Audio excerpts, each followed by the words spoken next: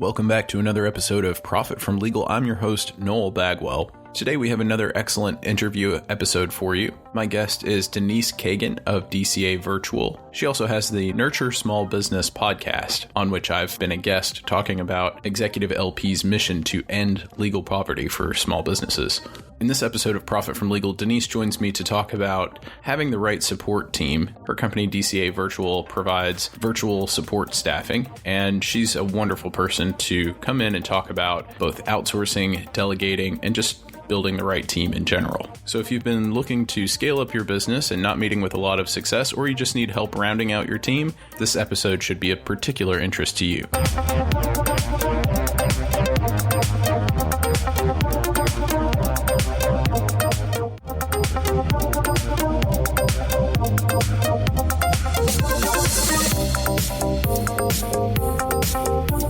Hey everyone, welcome back to the Profit from Legal podcast. My name is Noel Bagwell. I'm here today with Denise Cagan, who is the founder and president of DCA Virtual Business Support. Denise is a 25-year veteran entrepreneur, and she has a lot of lessons that she's learned over the years that she wants to share with us.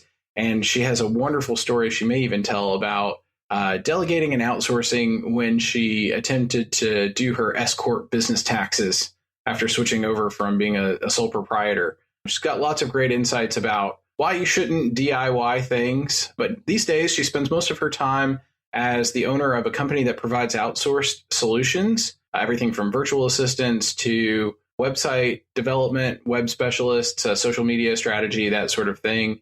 And her services and her team helps her clients grow and scale up. And they do it really, really well as remote assistants. They were virtual before everyone had to be virtual. So got lots of experience and wants to share those lessons today. So welcome to the podcast, Denise. I hope that was that pretty decent summary of who you are and what you're all about. Absolutely. You did fantastic, Noel. Thank you for having me here today. Oh, no, it's our pleasure. And I'm sure the audience is going to get a whole lot out of listening to what you have to say. We tend to just ask a few questions and then do some follow-ups and just vamp a little bit. First question is, why is having the right support team essential for small to medium business owners and decision makers? So the very short answer, so you can achieve your goals faster and better profitability. So let's kind of break that out a little bit. In my intro, you mentioned my lesson about outsourcing.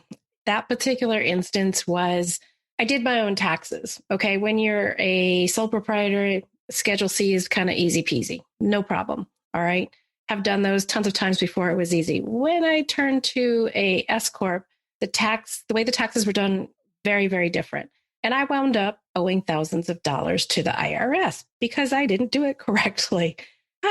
Lesson learned. That's, even for a small business when you're starting out, and I could, at that point, could be barely considered a micro business.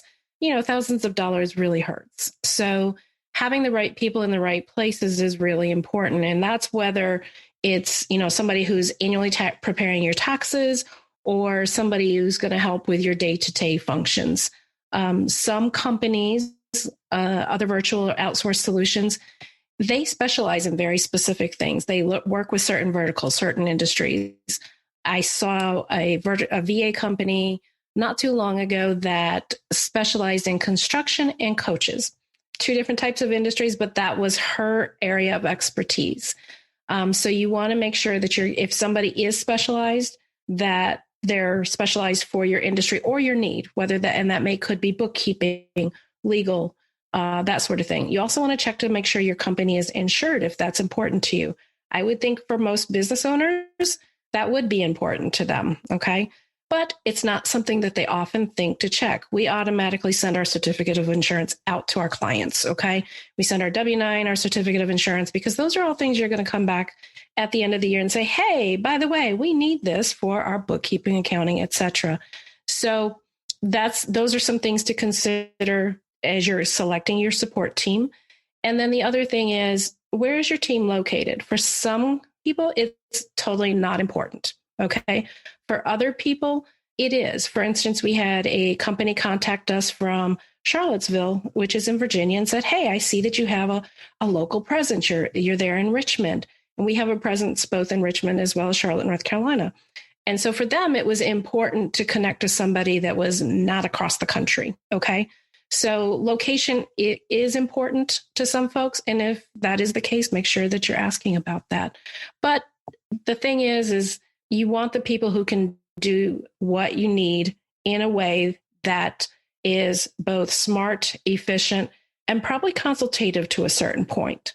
Consultative meaning, hey, I see this and I think we can be more efficient if we do it this way. Or we can create this automation and I believe it'll work faster that way. So again, that right support, that right knowledge, that right confidence and consultation is what's going to drive that profitability as well as getting your goals done faster. Those are really great insights. I mean, what I took from that was largely having the right fit for the right project, because you don't necessarily know what you don't know.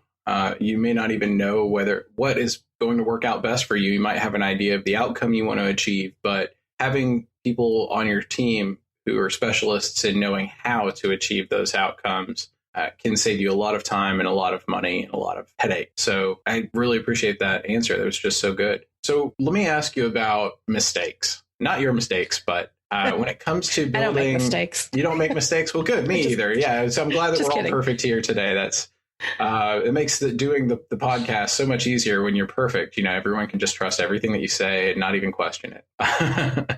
But all kidding aside, when it comes to building the right support team, what's the biggest mistake that you see small to medium business owners and business leaders making? Incorrect usage of interns would be at the top of the list. Sometimes people bring in intern because, oh, well, I can bring them in and teach them for free, but then they expect them to perform as an employee. Or I can bring them in and this is cheap labor. And again, the expectation is to that they perform as an employee. By definition, an intern is somebody who takes a position to learn to do those tasks. And while they may have some education and knowledge around that, I assure you, they come in all different stages of size of skill and ability. Okay, so that's probably one of the first things that I see. I see that a lot also with nonprofits. It really winds up shooting them in the foot. So the other things that I see are.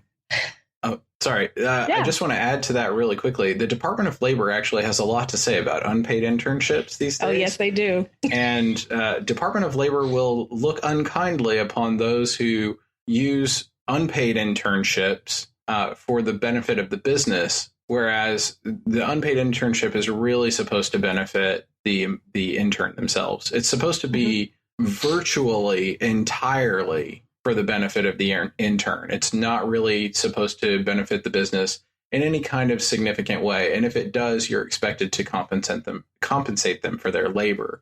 So just like I appreciate that you're coming at this from sort of an efficiency and effectiveness standpoint, that people can kind of shoot themselves in the foot by getting the wrong person into the wrong role in their organization from a support approach. But even from a legal approach, that's something that could result in complaints to the Department of Labor and significant penalties. Yeah, absolutely. An internship role is supposed to be strictly educational. So no, I concur with all that. And I'm not an attorney, but I know all that. So one of the other things that I see is utilizing family members. Okay. And that isn't always a bad thing. Okay. But if you utilize family members without having set up the relationship as an employee-employer, or without having boundaries, then it becomes a sticky wicket. Okay. So basically, if you hire someone, your sister, your brother, your cousin, and you are not comfortable firing them, you're digging a hole for yourself if they underperform or do something inappropriate for the business. And it's hard for spouses. What about spouses? Yes. I mean, you hire your wife, or you go into business with your husband. I mean, you've got a spouse that may or may not be able to emotionally compartmentalize. And when you say to them, you're not a partner in this business, and they say, well, I'm your partner in life. What do you do with that? I mean, well, yes. Okay. We may be life partners, what have you. but we're not partners in this business. And ultimately, the responsibility lies with me if I'm the owner of the business or something like that. That can really cause problems at home if the person's not capable of compartmentalizing. The ability to compartmentalize your emotions, understand your role, stay in your lane, not take things personally. Those are very, very difficult skills to develop, and most people don't. It's just, I know it can put a lot of strain on, especially family relationships, but even friendships. My recommendation is really don't put all of your eggs in the family business basket. And there are a lot of parents, I see parents and children too. Have you seen this too? Parents and children, the parents expect the children to take over in the family business and try to bring them up with the family business. Sometimes the kids don't want that and they don't want to say no to mom and dad. And that's really hard. Actually, my daughter and I have already had that conversation because eventually I'll retire. She doesn't want the business.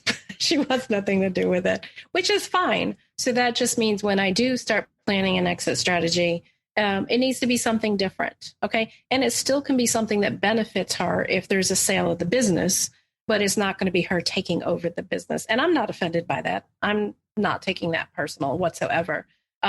Quick side story here. I actually in a previous business worked with who is now my ex-husband, and I did fire him. I had to fire my spouse. It takes, like you said, it really takes, it's tough. It takes a toll on a relationship, but it was the right thing for the business. So I do recommend if anybody going into, business and then bringing family members or friends along, you set those ground rules in advance, set those boundaries in advance, and give them permission to say no. That's another big thing. Give them permission to say no. Like tell them, look, I would love nothing more than to work side by side with you in this business. Now, that said, you'll have a role and I'll have a role. This will be your role. This will be my role. If that's something that really strongly appeals to you and you think you would really enjoy that, let's have another conversation and talk about moving forward. But you really need to think about whether or not that's something you want. And if it's not, please tell me now. It would be better for you to tell me now.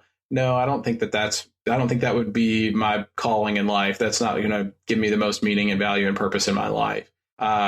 Just tell me that now, because I'd rather hear that now than hear it 6 months from now when you're unhappy because you tried to say yes to something that you thought I wanted you to say yes to, but you weren't really feeling it. Like it's better to rip the Band-Aid off early. Yeah, I agree to that. I definitely agree with that. I do have one final category of mistakes. Okay. That is making your decision on your support team solely on the price. Okay. Oh gosh, yes. Yes. Not everything is created equal. If it is, by all means, go by price. Okay. Yeah. Well, you get what you pay for one thing. Sure. Yeah. You get what you pay for. No, I agree. But also there are two sides of every purchase. There's the cost and the benefit. And if you make your decision only based on cost, you're making your decision based on half of the criteria. It's literally a half-assed decision to only look at cost. I mean, the other half of it is value. But if you're only looking at the cost and you're ignoring the value and you're just saying, no, I can't afford the outlay. What if it's something that would be revenue producing or would improve your profitability overall? We see this a lot. I mean, that's a part of the thinking that led to Profit from Legal. What we're trying to get them to see is there are certain ways to use legal services to make your business more profitable. And if you are willing to make that investment in your business, it can be a profitable investment. You can make that money back and then some. And I think, you would say the same thing about support, right? There are things that can add to your bottom line, not just be a cost center in your business. Yes, those items definitely can add to the bottom line. And it's all about goals. I've told folks that with your website, it's your business card these days. It really is your business card.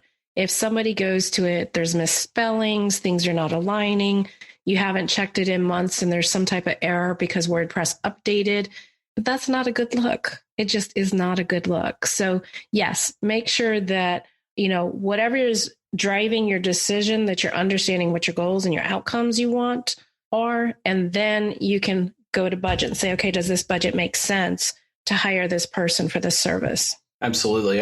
You do have to respect the budget, but a lot of times people have no budget for things that they genuinely need. If you look at their organizational chart, there's a role there for marketing and they have no budget for marketing. There's a role there for legal support and they have no budget for legal. And part of that comes down to early stage startups and very small businesses, micro businesses, whatever. They don't have a lot of education or training in the business of what they do. They might know what they do, but they don't know the business of what they do. And so they don't know about building out an organizational chart. They don't know about figuring out what should I budget for this? How do I even know what I should budget for legal services or for marketing? What percentage of my overall budget does it need to be? How will that affect my profit margin? They don't know how to even begin to answer those questions. And I would say the best way to begin to answer those questions, at least for legal, and I'm sure you can speak to administrative support and the other things that you provide, but for legal, it's have a conversation with a lawyer. Talk to a lawyer and say, these are the things that I need. These are the things I think I need. Do you agree, or do you think I need something different or something more?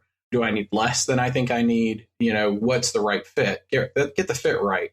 Once you've got the fit right, they can tell you this is what you reasonably ought to expect to pay for that. And so this is what your budget every year should be for legal. For us, if you're a small business under $1 million in revenue, the price point on that is something like $6,000 a year for preventive legal support. That's incredibly affordable. Yeah, it's very, very affordable. And it's a tax deductible business expense. So that's nice. We offer Legal Lifeline. It's $1,500 per quarter. On the annual plan, it's $4,800 per year. You actually save $1,200 doing it annually. And that, doesn't include like little incidentals here and there. But, those are things that you just pay for them on a as needed basis. And we try whenever possible not to bill by the hour.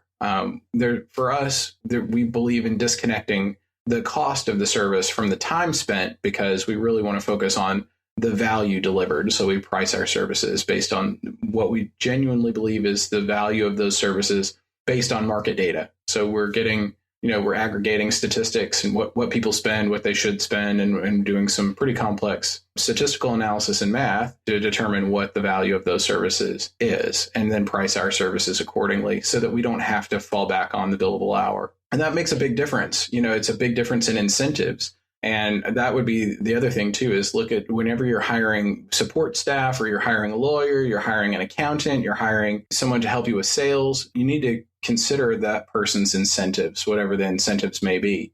For a lawyer, you need an incentive to call them early and often. And if they're billing you at the national average of $235 per hour, you have a powerful incentive not to call them unless your hair's on fire. So we actually want people to call their lawyer early and often, so we take the billable hour out of it so that they don't feel like they're in a cab with the meter running, and they can just use unlimited remote legal consultation service at that same regular subscription rate.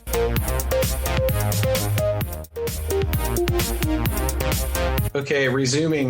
We lost Denise there for a minute. She's with this winter weather, she lost a little bit of power, but she's back now, and we have two questions, two final questions for you, Denise. What is the better alternative to hiring friends and family and just grabbing whoever you know and just whatever relationship you're already familiar with and pulling them into your business, just scrambling around to grab whoever you can? What's the better alternative? And can you answer this question in the form of a story, perhaps? Like, tell us an example of a situation that's worked out much better that would be a better alternative to that. Sure. So let me start off with saying that I think one of the best approaches, we're in an age of information technology. So you can go out on the internet and research, and get overload with all that information, but reach out to your network. Okay. The people you know, like, and trust, who do you use for XYZ? Okay. So that's where I would start with first. To give you a small story, I get referrals all the time, which I love. Okay. 2 days ago, I received 2 different referrals on that day. So the first one came from a consultant who does some marketing, but she referred someone to me who also needs marketing help because it's not quite in her lane. Okay. So her email came to me and described myself, my capabilities, my company's capabilities, my team, described him, what he was needing, what he's looking for in expansion. And this is honestly, as far as for me, that has been a phenomenal way to do business, okay, and to get business in. Now, if you're the person looking for the service, again, this is a great way because it's somebody that you know, like, and trust. that can give you somebody and give you a little bit of insight. This person who referred us also happens to be a client, but she does know how we operate. Okay. So a referral source is honestly and truly one of the best ways to go about doing that. And then if not, research. Okay. We had a company come to us, actually a nonprofit. Our website is optimized for nonprofit and association management. And we've had a couple of different nonprofits come to us. One that I mentioned earlier in the podcast about being in Charlottesville and wanting a local presence. They completely found us through our website and doing just a search for those terms. And then we wound up with a global nonprofit out of the San Francisco area. And they found us exactly the same way. So this is how people find us, but flip it around. If you're looking for that talent, then go ahead and do those search and be very specific with the keywords that you're searching for. Don't just type in Gal Friday or virtual assistant. Put in virtual assistant that does social media, virtual assistant that can help with a podcast. Okay. So this would be the way, if you don't have a warm contact, that you could do that. Those are really great suggestions. Thank you so much. Last question. This is really the last one this time. What do you recommend if someone is overwhelmed, they're stuck, maybe they don't feel like their team is the right fit? What do you recommend that they do to change things up and head along a directionally correct trajectory towards improvement and having a better team? Fire them all and outsource. And I'm just kidding. No. So there's a couple of different things. If their team is not the right team, if you've ever read the book Traction or are familiar with it, it talks a lot about the whole foundation is the right person in the right role. So first assess your team, okay? Maybe you have the right person in the wrong role and you might be able to move people around, okay? So it's not always about outsourcing. It's about getting the right people to do the jobs that they're suited best to. And now that book you mentioned is Traction by Gino Wickman? Yes. Okay, Traction, Get a Grip on Your Business by Gino Wickman, available on Amazon. So yes. Good. Sorry, I didn't mean to interrupt you. I just wanted to make sure that everybody heard the reference. Yeah, it's a good book. I don't recommend it for startup businesses. It's probably when you get to a growth stage and you're starting to feel those struggles with, we've got this growth and now I've got all these other things and I'm not sure that's the right, they were right for what I hired them for, but now their role is changing. So it does talk a lot about that. You may need to redesign your roles and decide what you want to outsource, if you want to outsource, or do you need to create a new position? Okay. So then you would hire for that new position and or for that outsourced solution. Basically just stop holding on to solutions that they've outgrown and no longer working for them. That's my biggest recommendation. Sometimes people get stuck on, well, this is the way we do it. And they don't want to get off of that because, hey, change is kind of scary for people. Some people don't do well with change. If you want to grow your business, you have to learn how to live with change. You don't have to like it necessarily, but you have to learn how to work with it and live with it. So I do recommend being flexible. And then, this is kind of outside of my area. I recommend getting a business advisor or mentor. Okay. That is one of the biggest things that will get you change in a directionally correct focus for your business. Okay. And they'll help you very much laser focus on what your goals are. I work with an amazing advisor. And when I came to her, I said, hey, I want to grow the business, increase profitability, retain team members longer. And boy, does she have me drilling down into that. She really does. So they're great, especially for consistency and accountability, like asking you on a regular basis, are you doing this, this, and this? And having someone to whom you're accountable. You might say, well, I started my own business. I became an entrepreneur, so I wouldn't have a boss. I wanted to work for myself. I wanted to be my own boss. Why would I get a mentor who's going to hold me accountable to everything? Well, because we're not always very good at being our own boss. We're not always very good at, if there's no accountability and there's nobody, holding our feet to the fire, then we don't tend to move with a sense of urgency all the time. And we don't tend to be as consistent as we should. And that can lead to self-sabotage.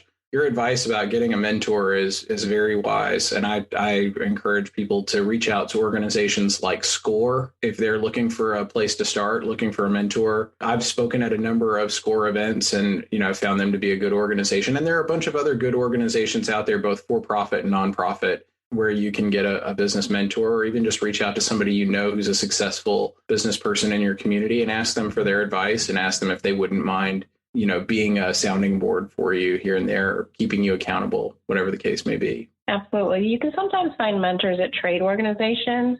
I know NABA is not a trade organization. It's National Association of Women Business Owners, and they encourage mentorship. So a lot of those professional organizations, whether they're specifically trade organizations or not, do encourage that, and that would be a good place to find them as well. Wonderful advice. Well, we really appreciate your perspective. And I know you've got winter weather that you're dealing with, and you hung in there through all of that with the podcast. We just really appreciate you coming on the Profit from Legal podcast and sharing your wisdom with us. Before you go, please tell the audience how they can connect with you and how they can get the most out of that initial interaction with you. I am on all sorts of forms of social media. However, LinkedIn is probably going to be the best place to find me. Denise Cagan, and it's Cagan with a C, Cagan. Then, of course, you can reach out to me through my website. My website is DCAVirtual.com.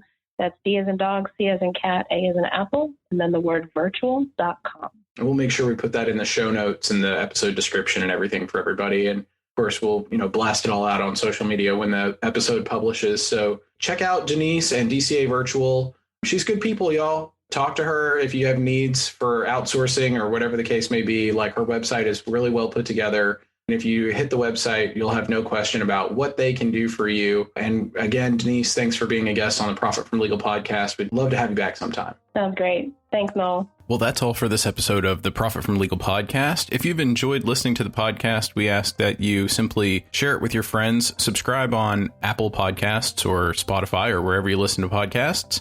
And we'll see you in the next episode of Profit from Legal. Thanks for listening.